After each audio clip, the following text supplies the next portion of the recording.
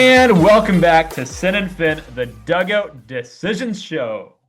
The Blue Jays have won another series. I know we ended that Pirate series on a loss, but we had a series win. Did it again. Got a series win. And just like we've been saying all year, when you win the last two games of a series, or even the last game, in this case, it was both games, it feels a lot better. You win the last two, forget about Monday. We'll get to that later. That was a horrible game. There's pretty much one guy that lost the game for the team. But you know what? You win the series, hold the Marlins lineup to 2 runs in the last two games. That's it. And we know they're a pesky lineup. We're going to get to that later. There's a couple guys in this lineup that they had a lot of trouble getting out. Really pesky lineup. They stole like 6 bases today. They're running like wild, and we held them to 2 runs. Shout out to the pitching staff. We'll get to some of the guys in the lineup that were incredible in this series, but nonetheless, it's a series win. Keep this going forward into the Orioles series. We're staying afloat, Aiden. We're staying afloat, and I Yeah. love it. I really do. And it can go back to the Yankees series. When you look at the Yeah. first two games that we lost to the Yankees, that kind of rubbed me the wrong way. I was like, we always play well against the Yankees. We Yeah. always step up, and then it's like we kind of just rolled over and didn't do anything. And oh, there's a different team this year, whatever. Well, no, we win the last two games of that series, tie it up Yeah. there, split the series. And then you go into the next series, win that series, and then you go into this series, lose the first game, and I'm like, Yeah. okay, I don't like that happens. I No. like the end result, and we can laugh at it when it's all said and done. But while the series is happening and you lose game one, not a huge fan of that, but I like the outcomes and I like what we're doing right now. And going against this Baltimore Orioles team that, boy, oh boy, has really struggled on the pitching side of things when you look at Yeah. starting pitching and also the bullpen side of things. Hopefully, this can get our offense started. Hopefully, we can see Vlad hit some tanks in Camden Yards, and it'll be exciting, man. And just moving over to the series standouts, I think there's no better person No. to talk first about than Jesus Sanchez, who's been maybe Yeah. the hottest player in baseball in the past 2 weeks. Like he's been crazy hot. When you look at his stats, I think he's hitting near 500, and then you put a stat down here. He's batting 381 in his last 7 days. So he's a little cold right now. He's a little cold. He's batting Yeah. 381. That's it. But then when you look at the series stats, he's 3 for 9 in the series. Okay, that's like batting 333. Like cool. Yeah. That's good and all. But then when you look at game two. A key hit. I think the Blue Jays were up 2 or 3 runs, and he hits a Yeah. huge grand slam off who? Sandy Alcantara, a really good pitcher who happened to hit four Blue Jays players, and that was electric to watch, especially against his former team in the Miami Marlins. Yeah, and you know what? I wanted to like address that a little bit. I think this is a perfect part to do it because you just mentioned it right there. Like there was a little bit of that going on the whole series. Like Yuri Perez today, kind of looking into the Yeah. dugout a couple times, like a little bit heated between these two teams. Like of all teams, I didn't think the Marlins would be a team like they got or they got Canadians and a couple former Jays in there, like Otto Lopez. Like I don't know what does that have to do with it? I don't understand why they were going after them. A lot of them with Alcantara was just like a curveball that hits the guy in the back. Like I don't think that's intentional, but you look at the timing of some of it. I think Okamoto was right after Sanchez, and I think he got hit after the grand slam. Like again, the timing of that isn't really great. Focusing on the player though, I think it was the sixth inning with Alcantara, and again, Sandy's not the same pitcher he was when he won the Cy Young. Okay, like yes, he still throws gas, but the command isn't exactly what it was before. The length that you would get out of Sandy in his Cy Young year, dude, he threw like 7 or 8 complete games in that year alone. You don't get the same length out of him. You could see him start to fall off by the sixth. I think they put up like 6 runs in that sixth inning. You get a couple runs on the board. I think what did Springer hit one out? I know Ernie hit one out earlier in the game. And then you finally load the bases, and Sanchez comes up and is unloading on 99 up and in on the hands and unloads to right field. And I remember when we talked back about that, I think it was Ben Rice home run against Dylan Cease a couple weeks ago, Yankee Stadium, where he turned the hands on like 98. Man, Sanchez just did that. Like 99 at the hands, and he just did that. So it's not just Ben Rice with the Yankees that can do that. We got a guy of our own with the crazy bat speed, the crazy exit velos that can do it. Like again, I don't think I'm going crazy. A couple weeks ago, I remember looking at this guy's batting average, and he was hitting like 230, like 225, 230. He's now up to like 280, 285 on the year, leading the team, they said, coming into this game with the OPS. Now at 776, had a bit of a rougher game today, but it was like 785 coming into today's game. When you look big picture at the team, it's like 785 leading the team. Not great. is true. Like nobody over 800 isn't great to see. But again, whatever role you're going to get out of him, he's a cleanup hitter right now, 5 hitter, sometimes a 2 hitter. Really like what he's doing at the middle of the lineup. The bat speed was down in April. It's back up again in May, back to like 75 miles an hour, and he's absolutely raking the ball right now. I think that's a great point you made at the end there. And shout out our guy Avery Chenier Yep, who that's where I got posted it. that great stat, and Yep. I hadn't noticed that. I hadn't seen that before until he posted it. And like April, I think his bat speed was around 72, and now it's 74, Yeah. 75, which is a substantial jump, and that's a very big jump. And I don't know if it was an approach thing in like March, April, where we're going to slow down your bat speed, and we want you to have more of a like all fields approach. And then we voice our opinion on that as well. We're like, dude, hit Yeah. tanks. We Yeah. see you in like BP, bro, and you're just hitting tanks. So might as well do that in game, not hit bloopers to left. So, and then you fast forward to May and you see his bat speed going way up, and then you see the home run against Alcantara, and it's noticeable. It is noticeable, even with other hits as well. Like the speed off the bat, exit velocity is up. It's up substantially as well. So shout out to Jesus. Shout out to Blue Jays hitting coaches as well who have made this all happen and are going unnoticed. And yeah, you said this as well. The key thing I saw when we were taking down our notes is a team leading OPS of 776 is crazy. Yeah. That's crazy. If you guys have ever been to a Blue Jays game at Rogers Center, all they show now is OPS on the scoreboard next to all the player names. So I haven't been to Rogers Center in about a month, and that must be insane seeing 776. This is the highest one, and that's just crazy stuff. Anyways, shout out to Jesus. It's wonderful to see him hitting this well, and it kind of gets me excited looking at the potential of Addison Barger coming back to the lineup, and even Alejandro Kirk throwing the ball around, and seeing what Jesus Sanchez's fit is, maybe even lower in the lineup, and see how deadly of a lineup that is once it all comes together. Yeah, and we said once we have these guys back, Kirk is another guy, right? Going to come off the injured list. Once these guys come back, this guy is like our 7 hitter, maybe, because Varsho's going to have to move down at some point. Maybe Okamoto moves down. He's your 7, sometimes maybe even your 8 hitter. Like that's incredible. Again, the guy's hitting like 285 on the year now. Slugging percentage is looking really good as well. Again, he's another guy that not the biggest free swinger, but he's a bit of a free swinger. You'll see him take some big hacks on like a changeup outside or a curveball going low, but the slugging percentage is what you want to see for him. And he's got a 445 slug on the year. And again, that's what you want to see from Jesus Sanchez. The power isn't exactly like, again, the 30 home runs. Again, are we going to quite get to 30 home runs? I don't know. I remember I predicted with Okamoto a couple of weeks ago when he was on a really hot stretch in early May. And I think I asked you this on the pod. I said, is he going to eclipse 25 home runs?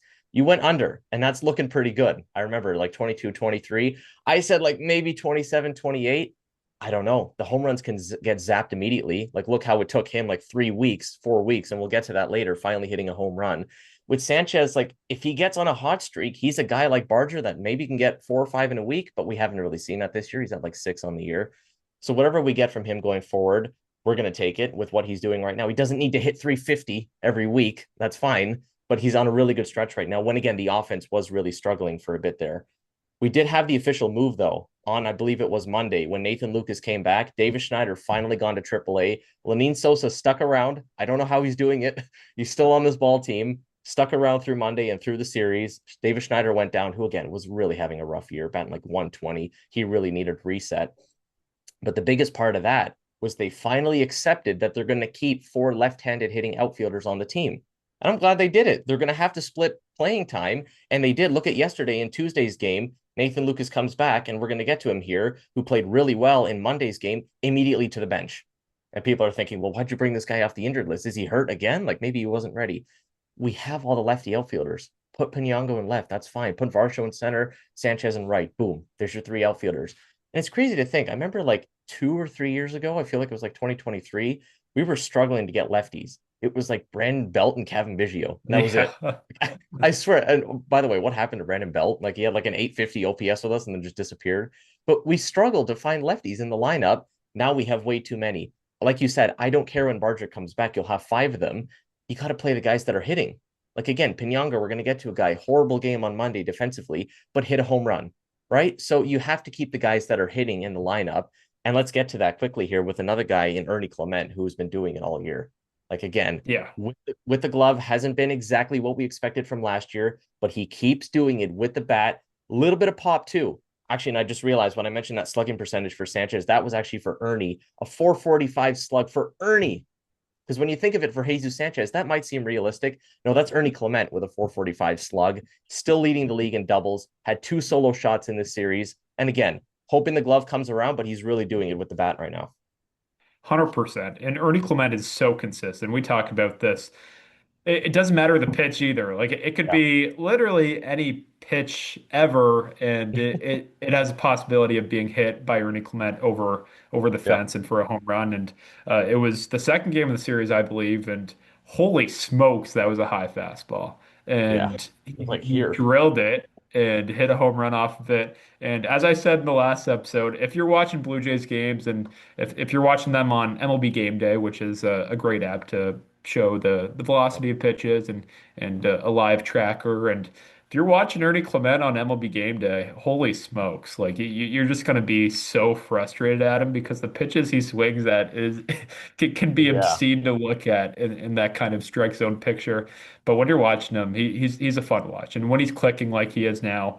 It's fun because you don't know what you could get. Like right now, he's the league leading hitter in doubles, which is amazing. And then you get a homer, and then I feel like there's so many different things you can get from Ernie Clement, which makes him such a valuable player, and probably why his WAR is high because he has the base running value, he has defensive value, both of those when he's right. This year it hasn't been to the fullest. It's Yeah. kind of taken a step down, but like he's a complete player and the contact approach, and then once the power starts clicking, like this guy is a legit player who can play all over the infield, and just crazy to think. Like I I just think about that. I just think about this sometimes. Like this guy was bouncing around teams a few years ago, talk about the Oakland A's, talk about the Cleveland Guardians, and then Yeah. finds his way to us, rakes in Buffalo, comes up, like struggles for a little bit, and then we give him everyday playing time, and he's turned into this excellent player. So shout out Ernie Clement, who I feel like is often on the series standouts just because of his overall contributions to this team. And it's not like we traded for him. Like this guy Yeah. was not just released, he was DFA'd by the A's of all teams, who granted are doing decent right now in Sacramento or whatever you want to call them, wherever they play. But a couple of years ago when he was with the A's, they were horrible. Like they were honestly the worst team in the league. They were like a 50-60 win team, and he couldn't even find playing time on that team. That's honestly how bad he was. Or maybe that's just what the A's viewed him as, and they were completely wrong in the way they viewed him because we picked him up and immediately started raking. Even his first year with us, 2023. I mean, even back then, he was hitting like 350 in the short sample he had then. Crazy to think he's been here for 4 years now. Like one of the longer tenured guys. Like obviously Vlad's been here for a while, but he's been here for a while, 2023. The other stat I think I just realized that I didn't mention on here is he's almost leading the league in hits. I think I saw this online as well. He's like 64 on the year. I think the league leader is at like 66. I'm not sure who it would be, but he's pretty close to leading. I think it's the American League in hits, which again, remember who was doing that every single year for us? It was Bo. Like Bo was doing that every single year. To think now Ernie is basically taking that role. So the swap wasn't Okamoto for Bo. It's just Ernie for Bo. It's just an internal thing. Like honestly, and he's a guy that can sustain it. Like we said, he'll swing again, not like a Lenine Sosa type. He can swing it every single pitch, but he's going to hit it. Like you said, the home run way up at the hands. He'll reach for a ball down low, poke it down the line. He's got a double. That's how he's got 17 doubles. Like he's got the speed. Again, the speed, the legs have been taken from underneath him a little bit. The sprint speed isn't quite what it was before. Still not the slowest guy on the team, obviously. He doesn't need to be a Miles Straw type, maybe, but he's still got relatively good sprint speed under him. Poke the ball down the line, it's going to be a double. That's just what he's great for. So huge to see him do it. He's another guy that they move around the lineup a lot. Like could be hitting second, could be hitting leadoff. Like when Springer was out for a little bit, you moved him in the leadoff spot, felt okay with it. Put him down a little bit lower in the lineup, 4 or 5 or 6 against a lefty. You feel great because you know he's going to mash lefties. Another guy that we have to get to, which I briefly mentioned earlier, came back Monday, gone for a month after coming back from vertigo, playing really well, and immediately back to the shelf because that's been the luck of the Jays this year. It's Nathan Lucas. All the bad things we said about this guy when we didn't know what was going on in early April, He quickly shut us up in that little stint he had, and he came back and immediately got back to it. 3 hits on Monday night, got hit in the head, which I thought was a little bit scary. Was that part of the decision to sit him on Tuesday? Maybe. I don't know, a little bit of a precautionary thing, but right back to hitting 4 hits in the series. And again, whatever role he fits into, he's just a really solid piece that you know is always going to get a base hit for you. 100%. And it was so unfortunate that this guy who like had such a tough start to the season, nobody knew what he was going through, comes out and says he has vertigo, goes on this crazy hitting streak, in the midst of his hitting streak, gets hurt, and then comes back and has a few hits in his first game, gets Yep. plunked in the head. Like, oh my goodness. Like thank God he's okay and he's healthy and still with the ball club because oh my goodness, that would have been awful. And he's so consistent. He really is. When you take away that start of the season where he was going through something. I think I can call that an outlier, right? Like he was going Yeah. through something. It's not the Nathan Lucas we're accustomed to seeing. You go back to last year, this guy is constantly putting out like really good production on the baseball field, and he's also a great fielder as well. Got a good arm. He's a very valuable player. And we kind of lost sight of that at the start of the season. It was on DFA watch a little bit, like just with their performance. It's more of a negative with all the chases and strikeouts that we were seeing, and that was throughout the whole Jays lineup, but him especially. And for him to come back, have a few hits, settle in, and I just thought that was really cool because like his whole hitting streak, probably the hottest he's been in his whole baseball career, just gets shut Yeah. down by injury and then comes back and picks up right where he left off. So that was really good to see. Something that you talked about that I thought was interesting, and I didn't even think about the injury, but Hendrik Pinango had an awful game one on Monday. We'll get to that as well. I won't get into the details, but after that, the day after, even John Schneider comes out and says like kind of calls him out a little bit, like, hey, like it wasn't good routes, like you cost us some runs. The next day, like he puts Pinango back in the lineup, which I kind of thought was surprising. What does Pinango do? Goes out, hits a home run. So I love seeing that. I love seeing the belief in a manager. That's at least what I see. Like I see that he went back to his young guy who's been performing crazy well and it's going to learn from his mistakes. And um, Pinango like rewarded John Schneider for that as well. That's what Yeah. I see. Could it also be the scenario where he was given a guy who's been hurt for a few weeks a day off because he got hit in the head? Sure, but I'm kind of I'm going on John Schneider's side here and saying Yeah. he went back to his young guy and gave him a chance after he had a really rough day on Monday. Yeah, and I like it. You got to trust your guys, right? I mean, if it was a horrible mental lapse that happened like multiple days in a row, okay, at some point you're going to have to discipline the guy, but it's one game. We haven't really seen that the whole year when he's been up with the team. Like, again, you're not expecting anything great defensively for Pinyango, but you kind of expect him to be average. Like, you're not going to do anything flashy out there, but what we saw on Monday was a little bit of an outlier. He had him one of those, I think it was in today's game, where he went over to left field. Clearly, Dalton Varsho was calling him off, and he's still going for the ball. And I'm thinking, God, they're about to collide here. So still one of those moments where it's like, okay, they told him to be aggressive because he's not being aggressive charging the ball with Jimenez, but then don't run into your center fielder when he's calling the ball off. And it's one of the best defensive center fielders in the game. So again, kind of figuring out the position, maybe not the greatest defender you're going to see out there, but I still like it. Trust your guys, especially when the guy is hitting so well offensively. So again, what factored into the decision on Tuesday, forming the lineup? I think it's just a bit of everything, honestly. Give Nathan Lucas a breather as well. And again, you have so many lefties that you're going to have to balance it somehow. Like, regardless of the Pinango errors, regardless of the Lucas injury, you're going to have to balance out having 4 lefties in the outfield, right? That's just what you're going to have to do, especially when Barger eventually comes back. So they're going to have to play with that for a little while. Look at the matchups. I don't know. Maybe when there's a guy that throws a little bit harder out there, put Pinango out there. Maybe because or maybe put Lucas, I was going to say, out there because he's better a contact hitter. He can get the bat on the ball. When it's a bit of a slower hitter that you want a little bit of a slug against, put Pinango out there and let him rake. I don't know. They're going to have to figure out some sort of formula there, but I'm not worried with it. Again, the lineup is hitting not exactly to the full potential that we want in the series. Again, 2 runs Monday, 2 runs today. You got the win, but again, it's 2 runs. I think they got out hit like 12-5 today, something like that by the Marlins. Somehow pulled out a win. The 8 runs kind of felt like the outlier on Tuesday.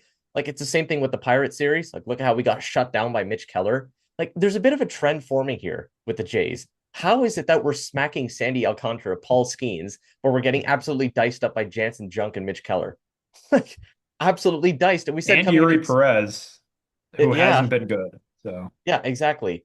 Well, again, that's a guy that does throw like 101, but like you said, had like a 5 ERA coming into the start. But of course, Jansen Junk, the one that I remember when we did our prediction. Listen, I know we said sweep. I went crazy with the sweep. It's 2 out of 3. We'll take it. I might have gone overboard. But I know the one thing I said was Jansen Junk has like a 5.5 ERA. I'm not worried about that game. Well, when we're going to look at this Orioles series, I'm just going to look at whoever has the worst ERA and think, okay, that's the game we lose. Truthfully, because how is it that we're smacking Paul Skeens? And remember the other game as well that we won the Yankee series, we won the Schlittler start.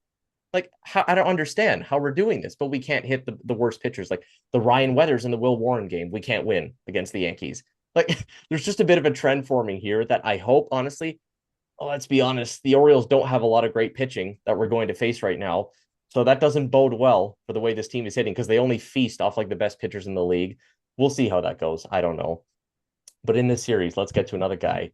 Again, been in the series struggles the last couple of episodes. After we said he's never going to be in the struggles again, I mean, it was bad. He was hitting like 070, 080 in his last couple of weeks. Finally, for the first time since May 5th, all the way back to the first week of the month when it's now May 27th, Kaz Okamoto finally went deep today. Went oppo, huge to see as well, him going oppo.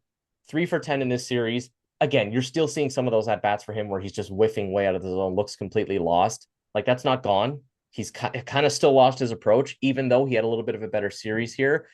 Need to see a little bit more consistency out of him, but at least good. Maybe this is a mojo thing. He finally went deep and he can feel in his groove again because it had been a while since we had seen some pop out of him.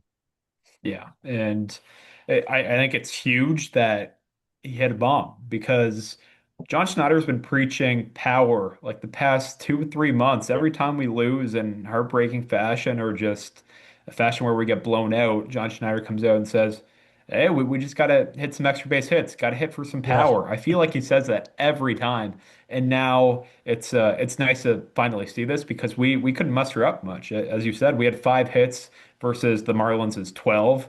And what did we do? We didn't do a little singles rally, which we usually do, and like hopefully there's an error or something, or someone muffs up a ball. And no, we hit a bomb. It takes one batter.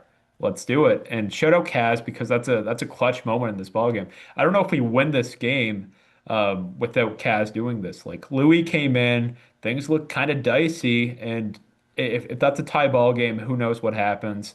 And even Tyler Rogers in the ninth, like a bunch of different scenarios could have happened if Kaz didn't hit that bomb. So Shadow Kaz, he'll figure it out. Like we've grilled him enough to know after Yeah. after a tough stretch, he'll figure it out. And the Blue Jays hitting coaches have been great. So shout out Okamoto because that was a huge bomb and probably won the series for us when you look at it. I don't know what much else we're doing after that because Pete Fairbanks like killed us, and then you go into their bullpen, which is like kind of okay, and you got Tyler Phillips and some other guys. So, um, like it was huge. It was huge, and I hope we see more of that. Just instant offense, and we talked about it with Ernie, talked about it with Jesus Sanchez, who was I think the best example of this. Like we're up by 2 or 3, bases loaded, which we haven't been good in like the whole season, and then you blow it completely wide open with a grand slam. So just a lot more of power, a lot more of instant offense like that will do this Blue Jays team like crazy good because their pitching is good. Their bullpen was outstanding in this series, and we're not going to talk much about it here, but I thought their bullpen was very good. And then you look at the starters, it's kind of starting to shape up. And with the Dylan Cease injury, that really sucks. And he hadn't been performing to his best, but of course you love to see a guy healthy and perform and start 31, 32 games. Yeah. So, but outside of him, you got Spencer Miles, Kevin Gosman, Patrick Corbin even settling in. Trey Yeah. Savage has looked excellent. And all you got to do is score a few runs because your pitching staff has been very good. And I think a lot more power, a lot more instant offense, as John Schneider's been saying for the past 2 to 3 months, would be huge for this Blue Jays team. I mean, he's speaking the truth, but kind of also just speaking the obvious, right? Like it was just a Yeah. big problem at the beginning of the year. Look at the home run totals for the league. Jays are in the bottom 10. Like that's just how it is. You look at the slugging percentage, they're in the bottom 10. The average has always been good the last couple of years. They're always going to be in the top 10 of average. But again, like you said, it's a lot of just trying to poke singles through the holes and then hope for an error. Like I remember we feasted off of Junior Caminero a couple of weeks ago. I mean, like 3 errors in a game. Like that's not a recipe that's going to work all the time. Something I saw with Okamoto just before we move on to some of our pitchers here. A question that I'm seeing going around on Twitter a lot is when Barger comes back, which by the way, with Barger, I mean, he's only starting to throw tomorrow. Like I thought this guy would have been throwing for a while by now, maybe a little quick 2, 3 game rehab assignment in your back, still not throwing.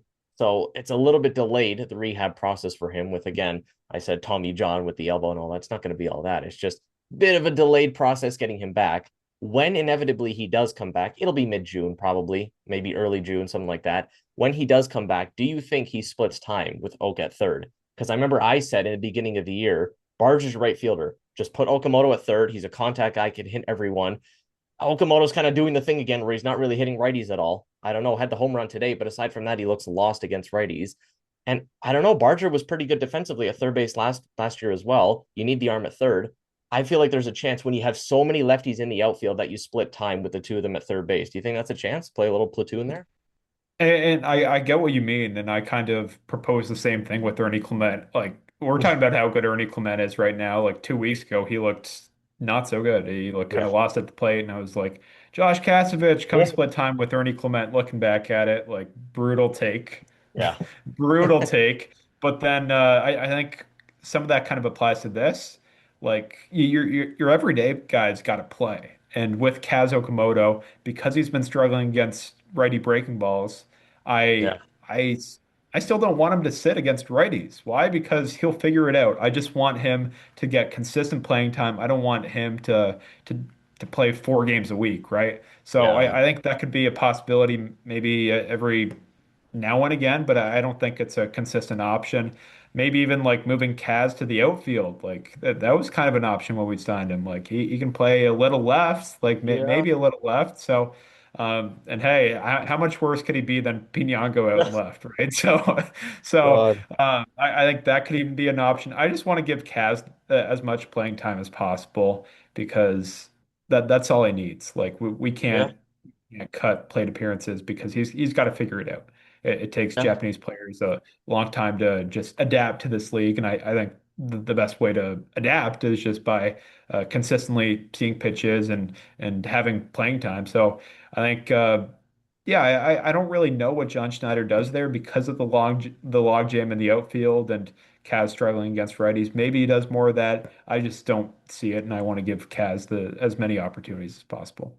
Yeah, that's a good point. I feel like the only reason I was maybe entertaining that idea is not to do anything with performance. Like again, I want, like you said, Kaz to be out there all the time. It's just figure out how do you manage the four, then I guess when Barger comes back, five lefties. Because I still don't think when Barger comes back, Pinyango is going to go down unless again he has like a horrible week offensively, which he hasn't shown that that's going to be the case. He's been hitting the ball well. I just feel like inevitably it's come on, like just get rid of Sosa. Like at some point we need rid of this guy when Barger comes back. I don't care that he's a righty. He's not doing anything to hit. Did walk. I think it took him, I think they said like 113 plate appearances, finally got a walk. The guys were going crazy in the dugout. That was like a big moment in that I think Tuesday's game or Monday's game actually when they lost. That was like one of the few highlights of Monday's game when they lost. Finally he got a walk. I don't care. Get rid of him. So I don't think they would do the platoon just because, oh, well, Okamoto's not hitting the righties. Get him the at bats. Like you said, he needs to be out there and playing. It's just you're going to have to figure out a way to manage five guys that are lefties in the outfield. Okamoto and left, maybe. Like he did a little bit of that in Japan, but really he was like 95% of the time an infielder. Would he be better than Pinyango out there? I don't know. It's a thought. I just feel like it's something they might entertain just to figure out how to platoon and get guys in the lineup at third base. And again, Barger was fine defensively at third last year. Again, Okamoto will have the odd play where the ball goes through his legs or whatever. So maybe on occasion he gets an off day at third base, but we'll see when Barger comes back because I still think Barger's probably about a week away at least. But let's get to some guys in the rotation here. Beginning with today, the last game of the series, Kevin Gosman coming off a great stretch in his last 2 or 3 outings. When I said again that he's not the ace and the strikeout numbers are not there, he comes out today in the Marlins start. It's warm outside. The dome is finally open. It took a while, but the dome is finally open. The sun is back out in Toronto, and he was great. Firing 94, 95 right out of the gate. Went 5 innings in this outing. I'll admit the pitch count concerned me a little bit. He was at like 30 pitches in the first inning. Took him a while. Again, pesky Marlins lineup. Took him a while to get through that first inning. Probably a reason why he only went through 5 innings in this outing. Like again, Gosman's a guy can cruise through 6 innings most of the time. Honestly, you can see him get him into the seventh sometime. In his last outing against Pittsburgh, went 6 and 2/3. Like we were starting to see that length a little bit, and he's back to 5. And I think the biggest thing with me is I noticed with Gosman is that I was noticing that they were maybe starting to pick up on the splitter again. Like, I don't know if that's a little bit of a trend there where he's doing the thing, holding the hands up high and then holding the hands down low. I don't know because they were taking, and they mentioned this on the broadcast, they were taking the Marlins, every single splitter in the first inning. Everything that was low, that's normally his chase pitch, they were not swinging at. And I don't remember, I think it might have been the Rays early in the year when they came to town and Gosman faced this problem earlier. Like, it seems like it's a little bit of a trend where they might be picking up on his stuff. I hope that doesn't continue because that's normally his wipeout pitch. Like a couple of fastballs, dart the splitter, they're going to swing right over it. They're not seemingly doing it right now. And you know what? Maybe that's why the strikeout numbers aren't there like we saw before.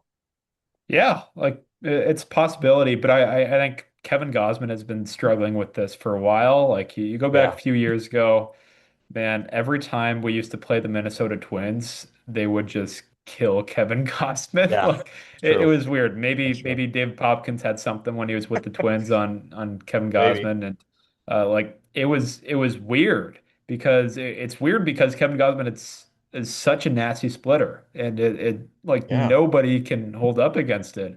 And then once you start to see guys hold up against it, it's like okay, something's going on. Like Yeah. you just can't not chase it. Like you just gotta chase it. And then when you don't, it's like something fishy is going on. So that's kind of what happened with this game, and it's also happened a few weather games, which caused Kevin to change his delivery up, and there's a lot going on in his delivery, and maybe that's why it's to me Yeah. it's kind of like a Vladimir Guerrero Jr. batting stance. Like there's just like a lot going on here, a Yeah. lot of moving parts, and with the moving parts, that they're going to always be something that sticks out, and teams find an advantage and they exploit it. So yeah, so maybe they go to the lab and see if Kevin Gossman's got to change up his delivery once again. But even then, when you look at his stats, like 5 innings, 1 run, 5 Ks, if you were getting tips on his pitches, sure didn't look like it.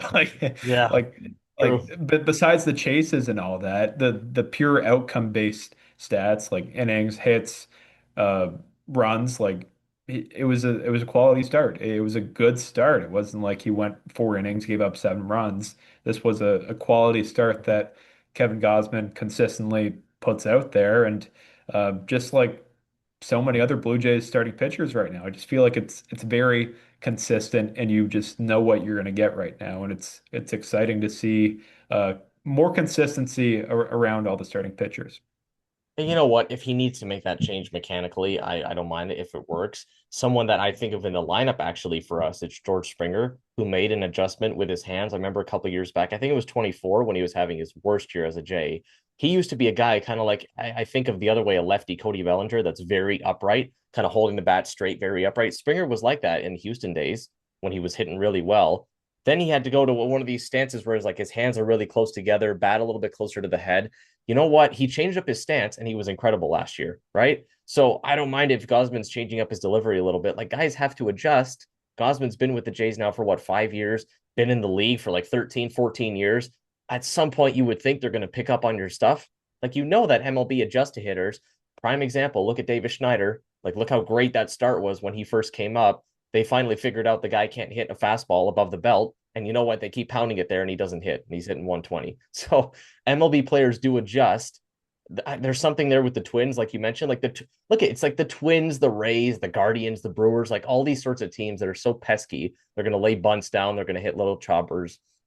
They figure things out. I don't know how they do it. They have some little scheme that they come up with and they figured it out. But regardless, Gosman's been great. I think came into this outing with like a 3.3, 3.2 ERA.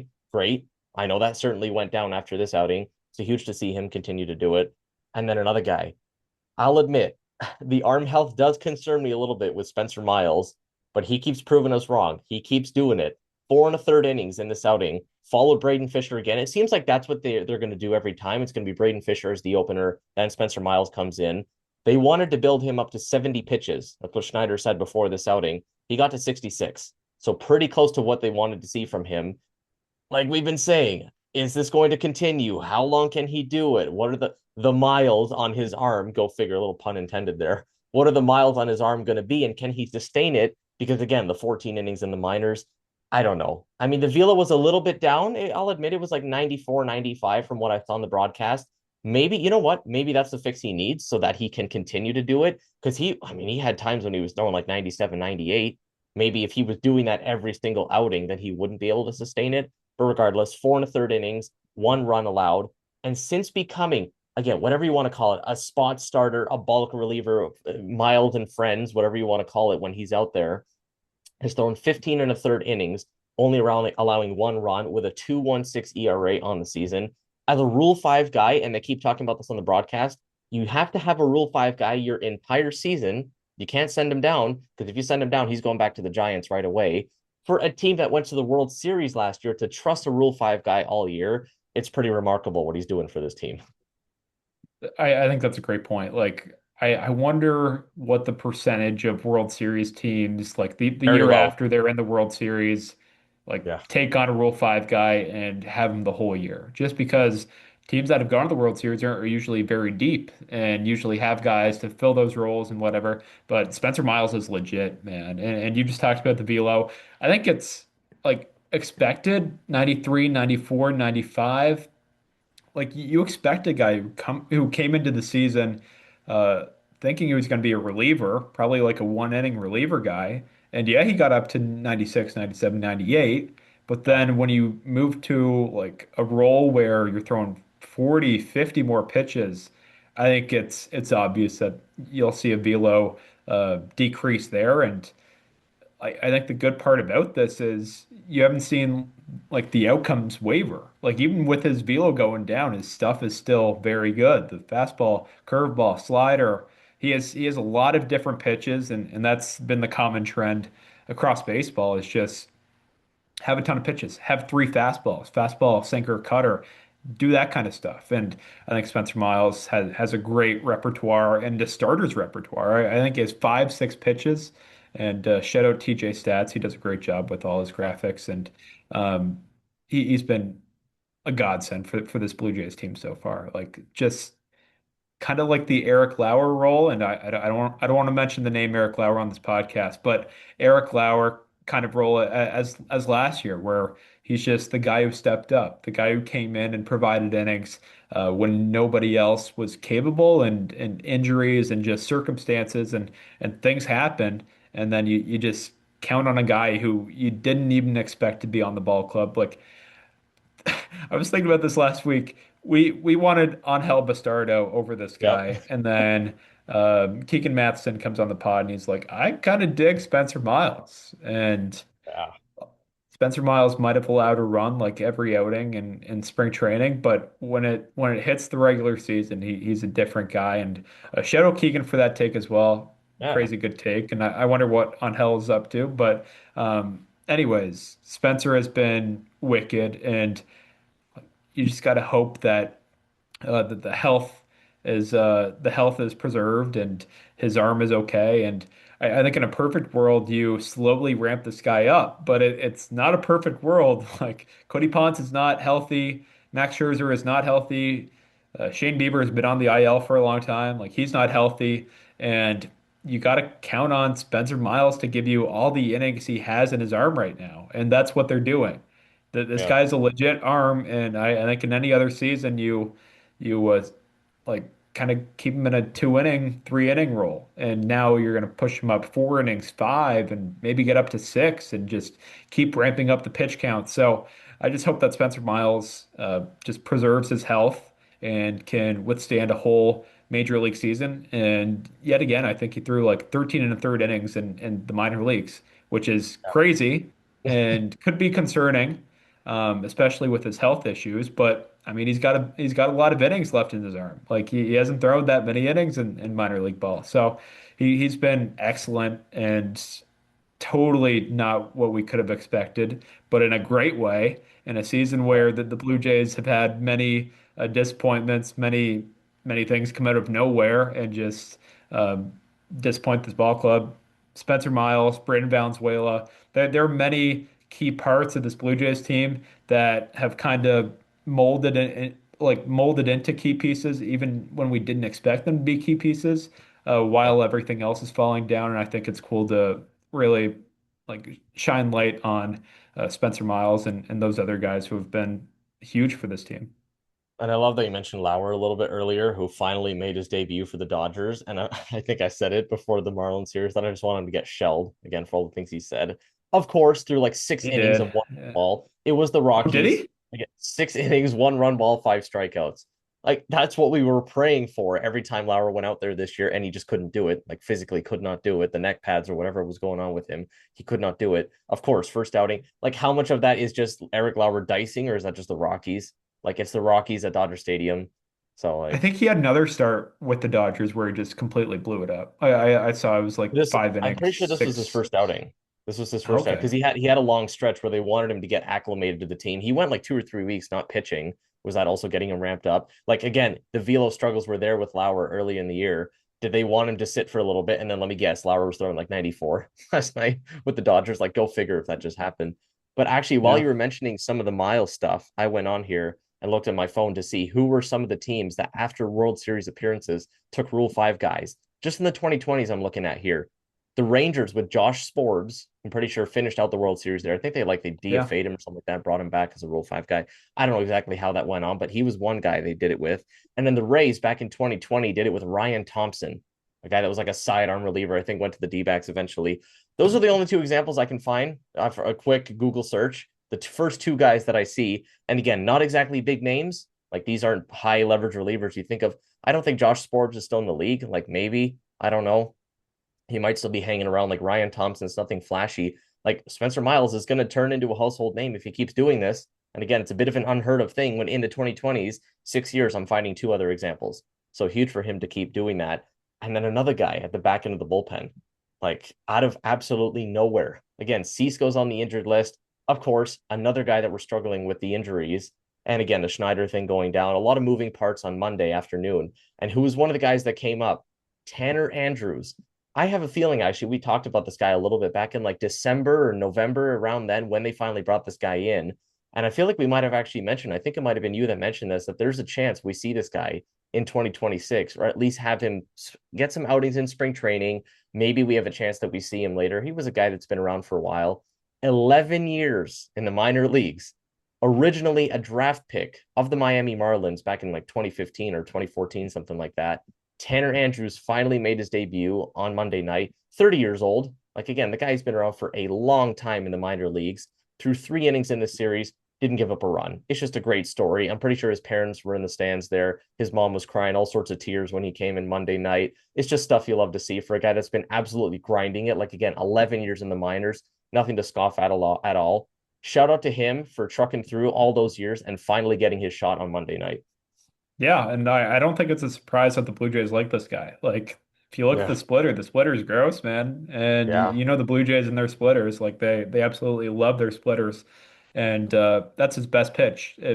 Like his fastball is kind of okay, but I think the splitter is good enough to withstand major league batters and put out a few shutout innings like he did while he was up. And I think he got sent down, frosted both. So Yep. shout out to Tanner Andrews and your stint with the Blue Jays. Like valuable innings, probably Yeah. saved a Louis Varland appearance or maybe even Tyler Rogers appearance who closed out the game today. So valuable stuff from Tanner Andrews and well done.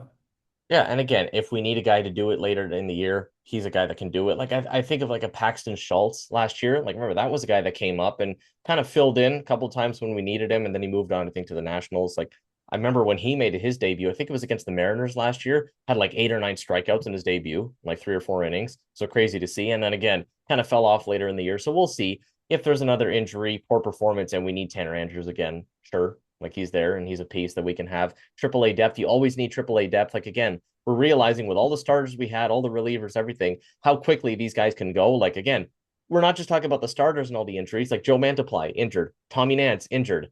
How do you know what's going on with Jeff Hoffman's arm, with Louis V's arm, with Tyler Rogers? All these guys when they're throwing close to like 30 innings already. Like I think they mentioned on the broadcast today, Flew Hardy and Fisher, another two guys that are pushing 30 innings, like leading the league for relievers in innings. And think of for a guy like Louis V last year who threw like 90 innings or something like that. like 75 in the regular season and 15 in the playoffs. That guy's already up to like 27, 28 this year.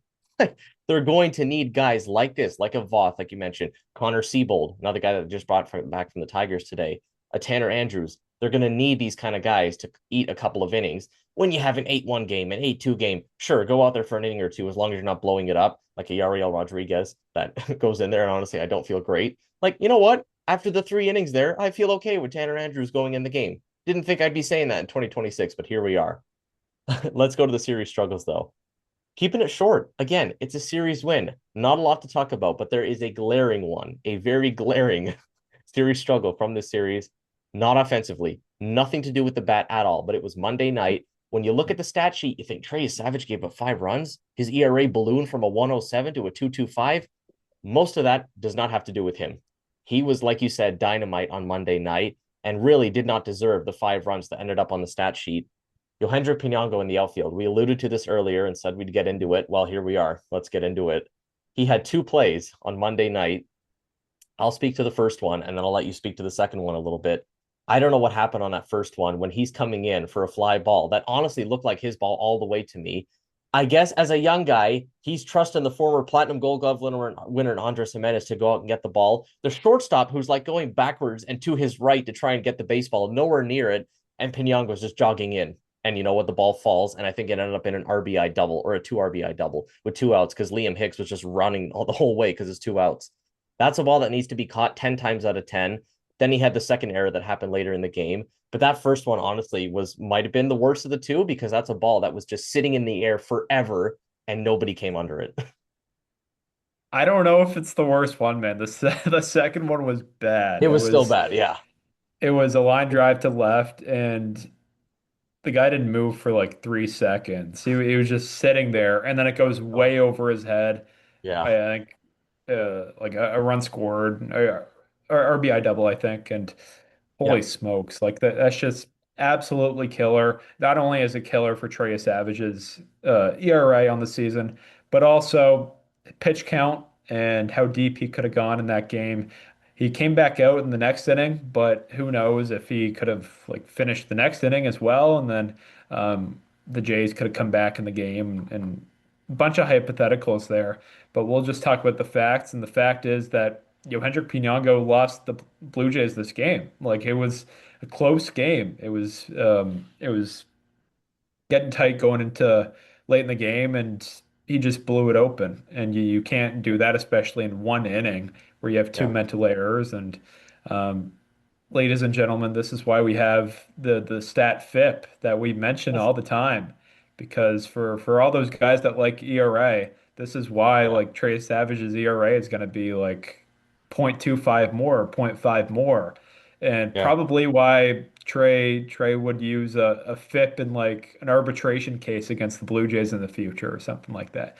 Because ERA just doesn't do pitchers well most of the time. Most of the time, unless you're just not playing well and your FIP is Yeah. brutal. But yeah, that's why we have stats like that to kind of avoid those errors and create a true all-encompassing stat. So it's unfortunate for the Blue Jays because who knows how the rest of the game could have gone. Yeah. Unfortunate for Yohendrick Pinango and unfortunate for Trey Savage, and it kind of just took the air out of the building and took the air out of the Blue Jays lineup and the rest of the game. Yeah, and actually, as you're mentioning that, I pulled it up right here again. The 2.25 ERA on the season for you, Savage, which still, again, still amazing. Like a 2.25 ERA Oh, it's through great. what, Yeah. 6 outings this season? Still amazing. A 1.4 WAR already in 6 outings, great. But like you mentioned, the FIP suggests he should have a 1.92 ERA, which is almost a 0.3 difference. Like that's pretty significant. When you look at a starter's ERA and it's over a 2 versus under a 2, there's a pretty glaring difference right there. And when you look at the earned runs on the year, 8 total earned runs, like easily 3, maybe 4 are just from Pinango's errors right there. His ERA, honestly, on the season might be like a 1.5 if those runs don't come in. So again, I don't want people to look at the stat sheet and think Savage was bad on Monday night.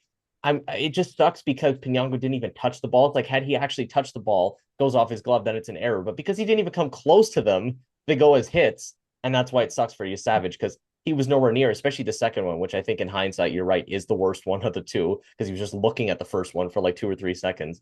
didn't even come close to touching the ball. Like by the time he threw up this glove to try and catch it, he was absolutely nowhere near it. And because he doesn't touch the ball, it goes as a hit, not an error. So that just sucks for Trey after the game. And you can see it. Like that's just the worst thing as a pitcher. You can see him looking out to the outfield and just like this look of like looking down at the ground, like, come on, man.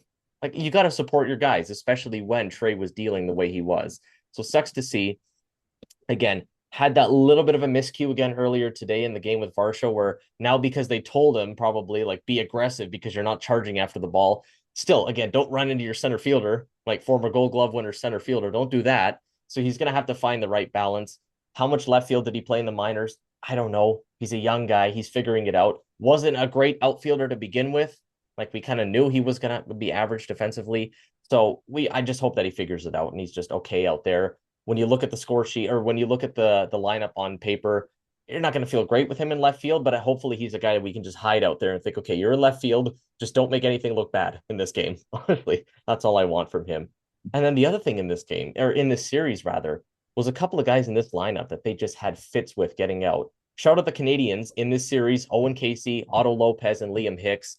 A couple of guys that really struggled in there. Like Hicks really didn't do a lot in this series, going crazy this year. I remember I mentioned a couple of weeks ago, like leading the league in RBIs. He was a Rule 5 pick. Like, there you go, of the Marlins last year. Could be an all-star this year. I mean, the way he's swinging it. Owen Casey, big prospect. And then Otto Lopez, who, again, another guy that we had as a J, came up in 2022, I think, or 21, did absolutely nothing. And now they said on the broadcast, leading the league in average, not the National League, which is the better league of the two leagues, the entire league with like a 340 batting average.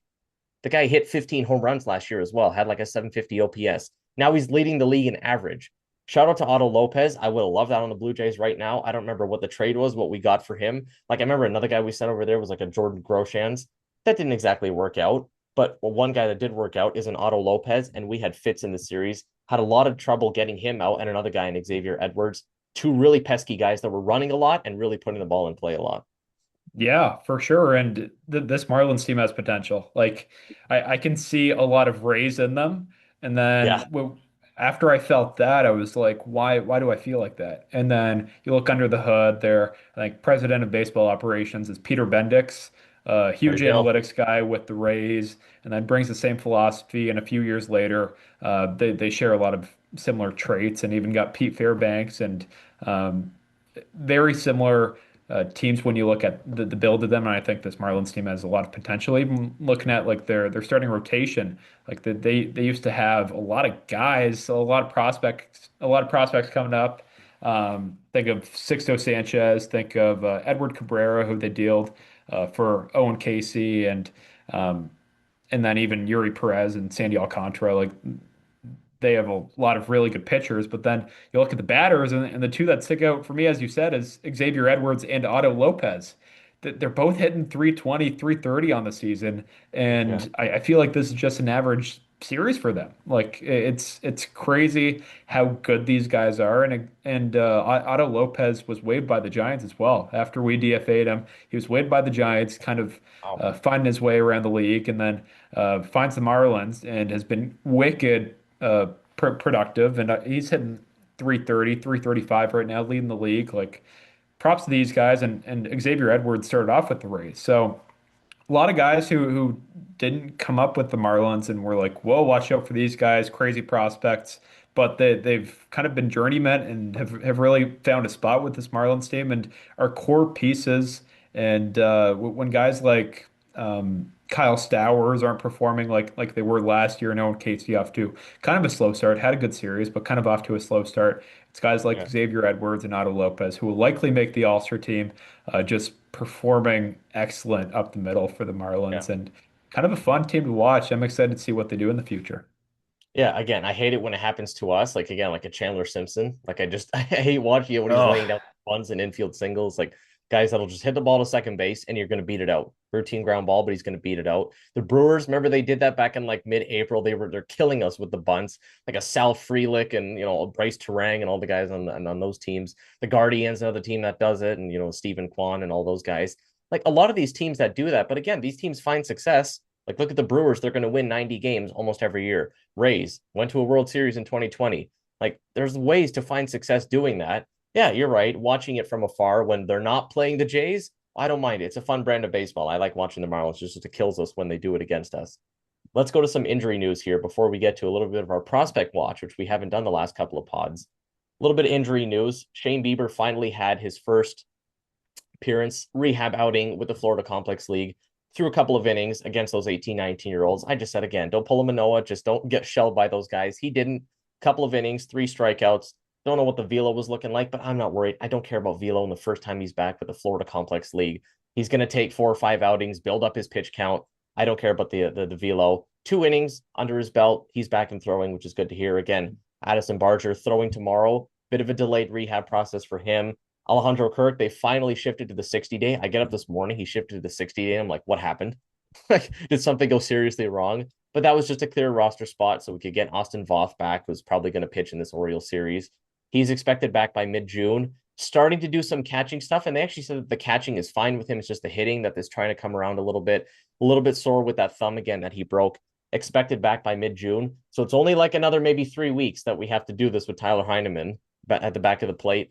Is it Valenzuela or Heineman going down or getting DFA? Like what happens? We'll see, but it's about mid-June for Kirk. And then the last thing I threw in here was Dylan Cease to the 15-day. They made that official. I thought it would be like a day-to-day thing. Like he looked fine coming off the mound, just kind of grabbing at the hamstring a little bit. He goes to the 15-day hamstring strain. They say he's only going to miss 1 start through the rotation. So you're going to need that Austin Voth or Connor Siebold combination at some point.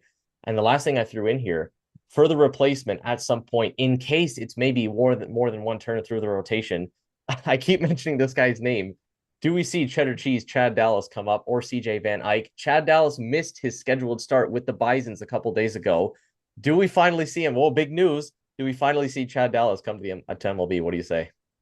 Before I speak on the super exciting news and question, I think I can't go this whole episode without talking about Tyler Heineman, who had a Yeah. fantastic game today. Yeah. And I don't know if people will talk about it because there's just kind of like a bad aura around Tyler Heineman because he hasn't been the best player, like hasn't hit like crazy and has been um, like as good defensively, but even when you look at the metrics, he's got a like +5 defensive run saved, which is one of the best in the league. And then today, I think he threw out what, three base runners, like Yeah. insane stuff that he did, and was huge for the Blue Jays winning this game. And I think they were all like after the fifth inning as well. Like they were all in the latter half of the game and in pressure situations as well. I think it was a strike him out, throw him out on Connor Norby late in the game to Yeah. get out of the inning and uh, huge stuff. So shout out Tyler Heineman. I don't know what the future's holding for you because of like Brandon Valenzuela potentially being an everyday catcher on any other team. Like we have Alejandro Kirk, he's excellent. We miss him so very much, but Brandon Valenzuela has looked excellent, and so I think that just kind of pushes Tyler Heineman out the door. But he had an excellent game today, and I can't go without saying that he was a huge piece to why we won today's game. Anyways, Cheddar Cheese Dallas, welcome to Toronto. I expect him Okay. to pitch in this Baltimore series. Like as you said, I think all the signs are pointing to Cheese Dallas coming up. Just the skipped start, the production, and I just think he'll be in a piggyback kind of role with Austin Voth, who we uh, brought back up today, and I expect that to happen. And what is it, game 2 of this Baltimore series. So, um, yeah, I expect Cheese Dallas, and I think you'll say the same here. Yeah, I mean, I just pulled up the stats here. Okay, he must have not had a great outing his last time out because I remember it was like a 3.6, 3.7 ERA. It's at a 4.5 right now in AAA. Not exactly anything great, but again, this is not a guy you're expecting to be in the rotation all year. Like a 4.5 ERA, it's fine. 32 innings, 34 strikeouts, 12 walks. Like he's going to throw strikes. The walk numbers aren't crazy high, but to fill in for one time through the rotation, he'll throw 93, 94 probably, maybe touch 95, something like that. Can you get us through 4 or 5 innings against, again, an Orioles lineup that's been struggling this year? Like Gunnar Henderson, that was like the 10 WAR player a couple years ago. Not the same guy. Like, remember, Adley was really falling off. I don't know how Adley's doing this year, but I know he was really bad the last couple of years. Very good, very good. One of the guys probably that's doing well because another guy like Colton Cowser, I think either won Rookie of the Year or finished like top 3 a couple years ago. That guy has been stinking it up this year. Like Tyler O'Neill sucks. Like he's falling into a platoon role. So like a lot of guys that are struggling on that team. Sammy Basayo's there. I don't know how he's doing. We'll see how he's doing. Like, is Ryan Mountcastle still even on the team? Like he used to kill us. I don't know. We're gonna find out in a couple days here. But for Cheese Dallas to come in, give us like 4 innings, something like that. Like Lazaro Estrada. Remember he did that with the White Sox back in April. Gave us like 4 innings, like 1 run ball, no run ball, 2 run ball, something like that. That's all we need. That's all we're asking for you from you. The other guy was CJ Van Eyck again that I mentioned. Like I think that's a guy that's struggling a little bit more with the walks and a little bit more of the command. So it'll probably be a while before we see him come up. And to be honest, it's not exactly a name, as much as I love the name, not exactly a guy I want to see called up already, because that's really signaling towards injury problems. Like again, with all the starters we have, we're now having to replace Dylan Cease, who, when you look at honestly the Cy Young projections, like he's looking like maybe the number two. Like aside from Cam Schlittler this year, like Cease is on that run of possibly finishing top three in the Cy Young. So I hope it's not a long term thing. It's a lower body thing again, still important, but I hope it's nothing long term. And then a bit of our prospect watch here. Had to throw a couple names in here. Jake Bloss. God, it feels like I haven't mentioned that name in a while, or even just heard of the name or seen it on Twitter, anything. Has finally come back after I think TJ back in mid 2024, finally throwing again, finally back with an affiliate team, pitching both with the Florida Complex League and the Single A Dunedin roster, and has a 104 ERA in 8 2/3 innings. Not a lot, obviously, pitching against the 18, 19-year-olds, but for a guy that we had in that Yusei Kikuchi trade, listen, we lost Will Wagner, we lost Joey Loperfido, your guy, from that trade. So it's up to Jake Bloss to finally do something. And again, with all this starter trouble we've had, I don't think I'm expecting Jake Bloss to be here this year, but maybe by next year. Is there a little bit of hope? Like maybe we can hope that Jake Bloss comes up. I don't know, but just good to see him finally doing well in the minors. Yeah, and we didn't lose Will Wagner or Joey Loperfido. You can look at that trade and be like, we got Brandon Valenzuela, True. what looks like our backup catcher for the next 5, 6 years, and we got Jesus Sanchez as well, who's been a key piece Yeah. recently for this Blue Jays team and even the whole year. And then you got Jake Bloss, who we're talking about here, who uh, looked like he had his velo jump from the last time he was pitching that he gained over last offseason, and he maintained that, which is nice to see. It's just if he'll preserve that over a whole outing, and that's really it with starters, and it'll take him a while to get ramped up, and Yeah. I don't think he'll pitch this year. Like with the big team, I kind of want him to just settle in a triple A once he's ready and to get some innings under his belt. But it's nice to see another starting pitcher um, getting healthy because I think our depth is kind of tapped right now, and that's why we're forced to go to a Cheese Dallas right now, and even a Patrick Corbin and guys like that. Yeah, and again, I don't think he needs to come up this year. Like, totally fine. Do your thing in the minor leagues. We have options again, like you said, a Dallas and Van Eyck and whatever that can come up in case we deal with more injuries. Because, like, aside from I don't know, I guess Corbin and Gosman are like the only two guys that haven't faced injuries in the rotation. Like, we're dealing with a lot here. So who knows? He's nowhere near game ready, obviously, for an MLB game. Be ready in 2027, and maybe he can be a future piece of the rotation. And then enlighten me here with the Arjun Namala injury, because I know he went to Double A and was finally hitting well for once. What's the latest with Arjun Namala? Oh, Arjun's been probably the best he's been in the system so far, and contact quality. I think Just Baseball, a great podcast, great uh, Yeah, follow on Twitter for like analytics, but also insightful um, comments on different players. It was Aram Leighton, I think, posted a great bit of Arjun Namala and his contact quality. Home runs may not be there, but he's hitting the ball crazy hard and doing that consistently. And earlier today, he came out of the game limping to first base, which you never want to see, especially from your top prospect. So hopefully, Arj gets healthy and gets back with the New Hampshire Fisher Cats and starts producing again. But just unfortunate at a time where he's producing the best he's been while in the minors to get hurt.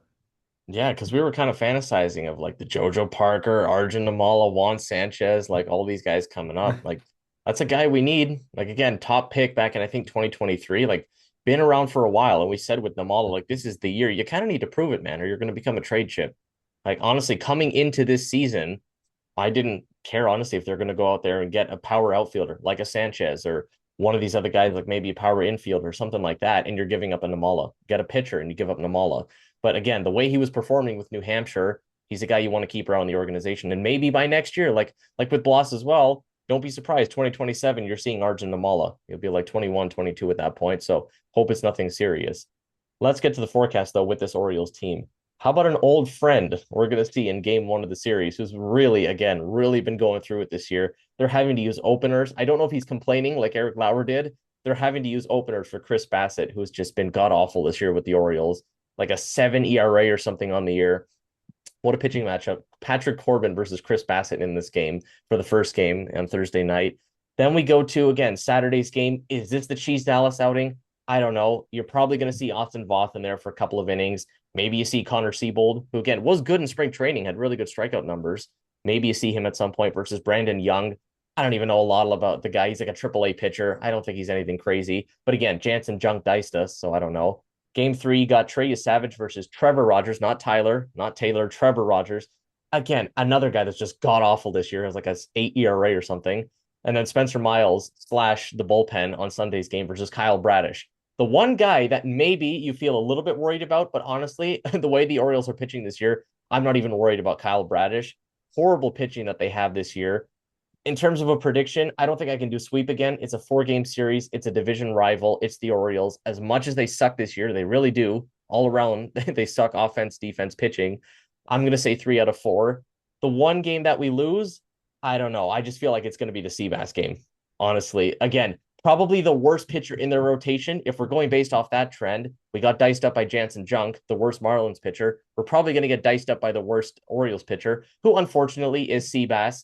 He's going to come out there. He's going to be happy to see his old teammates, but I feel like he's going to have his game face on. And I'm honestly expecting like 6 shutty or 6 innings of 1 run ball from Chris Bassett, but I'm going to go 3 out of 4.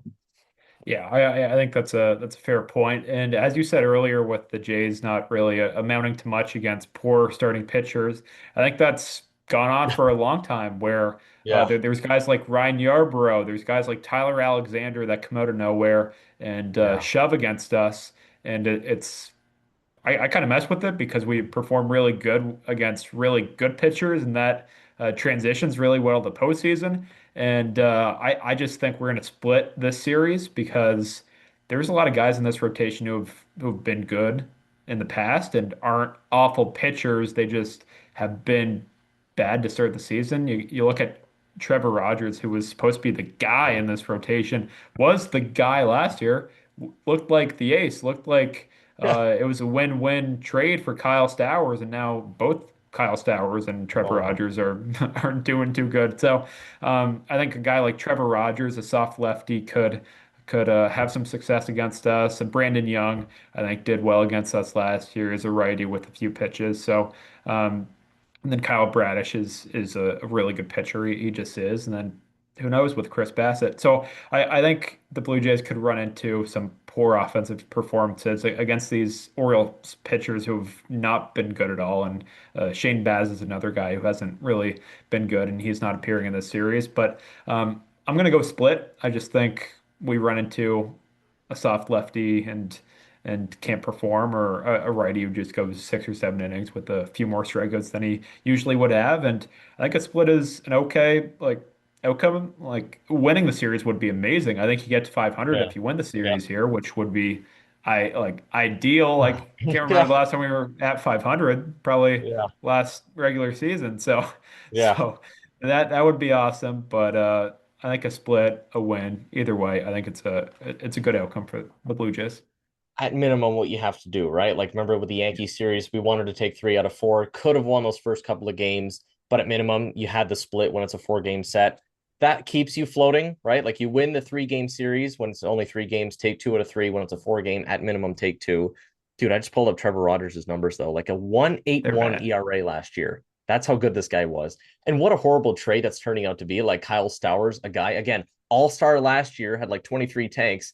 Horrible this year. He's batting like 200. So, I mean, just what a trade for those two teams. And now he's got a 7 ERA in 9 starts, 42 innings, 35 runs given up. Like, dude, after last year, he gave up 23 runs in 109 innings. Like it's just god awful how this guy's fallen off. And I'm pretty sure Bradish as well, another guy who like top five, I think Cy Young winner a couple years ago. Yeah, if I'm looking back here, his 2023 year, 2.83 ERA and 30 starts. And this year, a little bit better, 3.86 and 11 starts. But I think the home run numbers haven't been great. Yeah, 8 home runs already given up. Like, I don't know what has happened to their pitching. And I remember a couple years ago when they won like 100 games, even back then, I think Kyle Gibson led them in starts. Old man Kyle Gibson, who was like 36 at the time. So they always struggle with pitching. But again, bad pitching seems to be the Jays' kryptonite. I don't know why. I just hope that if we run into that situation again, like remember the Yankee series and Yariel comes in and immediately blows it. If we have one of those games where we have a lead late, please close it out. I don't care how much we're using Louis V. Use Louis V on the Friday night or whatever it is to secure a win. And then maybe we got to use a Tanner Andrews or someone or Connor Siebold on Sunday. And maybe that game goes awry. I don't care. The games that are within reach, I want them to secure. That's how you're going to win ball games going forward. And I don't think it's risking the health too much. Going forward, then, with some of the series coming up, this will be the last series of May. And I remember talking about it when we did our series preview back in March, what June is going to look like. Probably the toughest month of the entire season. Like they're facing teams that are pretty much over 500 the entire month. First three series that are here are the Braves, Orioles, and the Phillies. Again, not exactly teams in the Orioles and the Phillies that you might be as worried about now that you would have been coming into the year. But I'm never really feeling that great when I'm looking at the Phillies. Honestly, they're always a team that gives us fits. A lot of great guys in that lineup, like Chris Sanchez looks unbelievable. The Braves, honestly, to me, given all their injury history, came out of nowhere. Like I didn't think they had a lot of starting pitching. Bryce Elder's incredible. I don't know where that came from, former All-Star. And again, the Orioles again. You're going to get into some of those teams a little bit later on where you're going to have the Yankees again in June. The Red Sox are going to come into town. June is a big month. Pretty much every team you're going to face is going to be over 500. So I feel like this is, again, I said it with the Marlins series. Sweep, you're back to 500, take it into the Orioles series. So I'll say for this one, take 3 out of 4, you're back to 500 come the 1st of June, and take it. Take it to these big teams. They have big pitchers. I don't care they got Chris Sanchez and all these other guys and Mizorowski on the Brewers and all that. We can somehow hit the good guys, get to 500 at the end of May, take it into June, and beat up on some of these good teams. Thank you to all of you for riding with us to this point. We will check in with you after the Orioles series. And as always, go Jays.